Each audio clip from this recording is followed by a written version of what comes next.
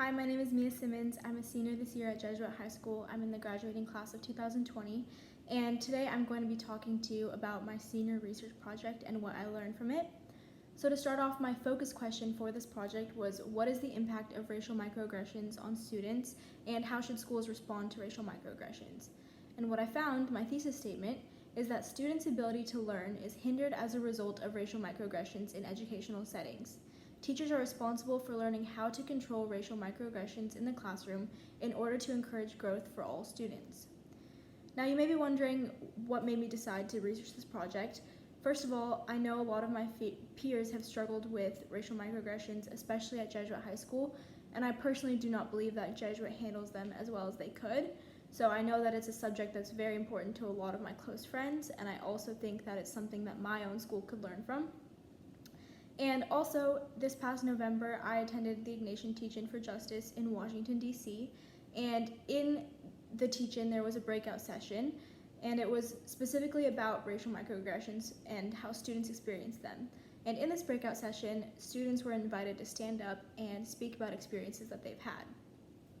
And when I was in Washington, D.C., even though I did not attend this breakout session, many of my peers did attend it, and they walked out in complete shock. And I remember walking out and seeing them standing outside of the room, and they were all in a circle, and they talked for an extremely long time afterwards about what they felt and how shocking it was to them. And my peers, who are people of color who went to this breakout session, were not surprised. In fact, they were some of the people who stood up and shared their experience. However, some of my white peers had never even heard of a racial microaggression. And I think that it's very surprising that a lot of students of color experience racial microaggressions all the time, and it really impacts their ability to learn and to focus in school, while some of their other peers have never even heard of racial microaggression. And therefore, I think it should be addressed more in the classroom so that students can learn what they are and how they impact people and how to not commit racial microaggressions. So I think that seeing this light bulb moment in the minds of some of my peers after this breakout session made me realize that a lot more people need to be educated about it, and I think that Jesuit High School needs to provide this education and emphasize it more in the curriculum so that students can learn this and not be in complete shock when they hear about racial microaggressions. So when I conducted my research, I did a lot of research through the Jesuit Library database, and a lot of my articles came from the New York Times and JSTOR. And although a lot of the research that I found are opinions or personal experiences, I did take a lot of quotes from people's personal experiences as people of color in the classroom settings. A lot of my other research was experiments and research papers conducted by credible people who wanted to find out how much racial microaggressions impact students. And so if you look at my research, as you can see in my outline, there's a wide variety. There's personal experiences, and then there's also data from research and studies.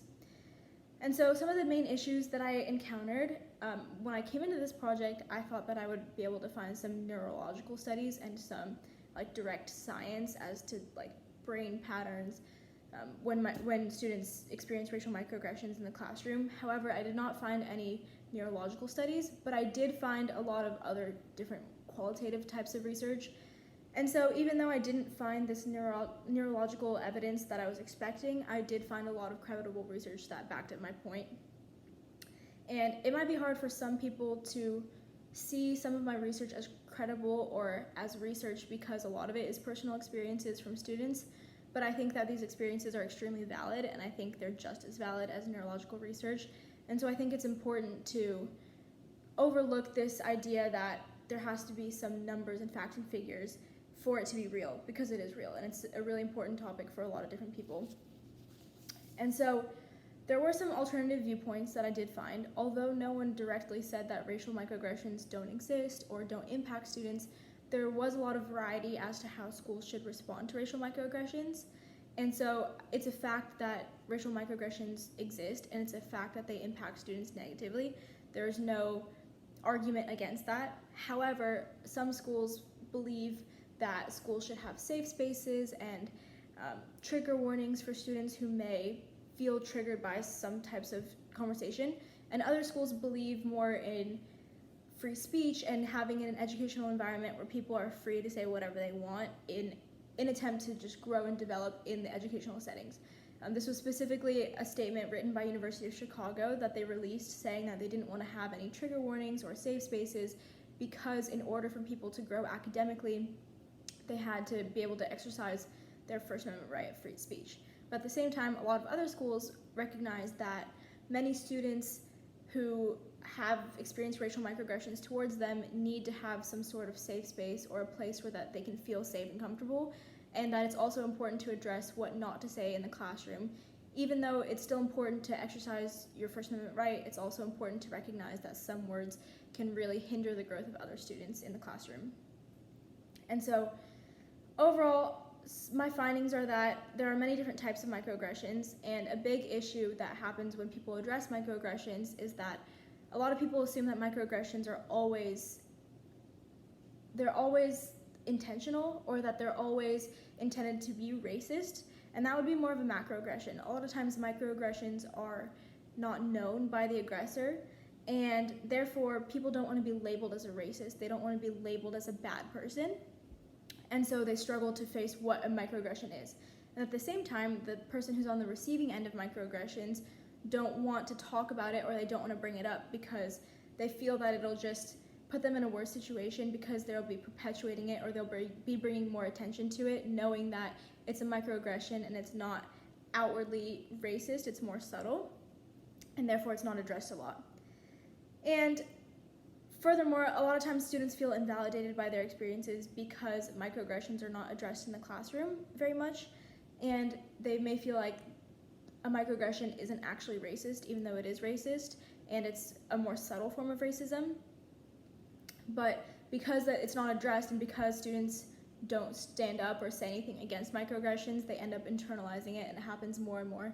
And it builds up, and overall it can affect their mental illness, their mental health, it can affect their ability to focus in the classroom, it can affect their self-esteem, and overall this can really affect their ability to grow, especially as a student. And so the solution is that schools need to be able to educate themselves, educate their administration and their teachers, and then they need to move forward in educating their students. And so a lot of times teachers are the ones who are committing microaggressions. They're the ones that say subtly racist things without even realizing it. And so it's first important to educate and train teachers in how to not do that and what is considered a microaggression and the different types of microaggressions, because there are a wide variety of types of microaggressions as outlined in my research, you can see. And then moving forward, schools should be the ones that are in charge of addressing them and teaching students, because if the school is the one who's creating an environment that's not tolerant of racial microaggressions, then the students are going to learn not to commit them. However, if the burden is placed on the student receiving the microaggression, then they may feel like it's not worth speaking up about because they may be afraid of perpetuating it more or bringing too much attention to themselves. But overall, the school should be the one responsible for creating a safe environment in order to combat microaggressions so that all students have the opportunity to grow and be successful.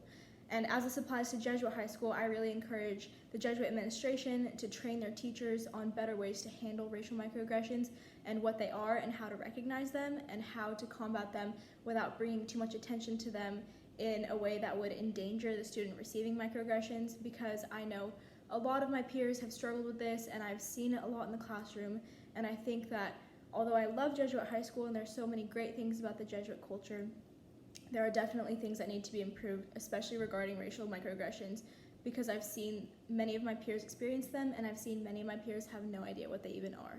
So that's my research for my senior project. Thank you for listening. I really appreciate it, and thank you.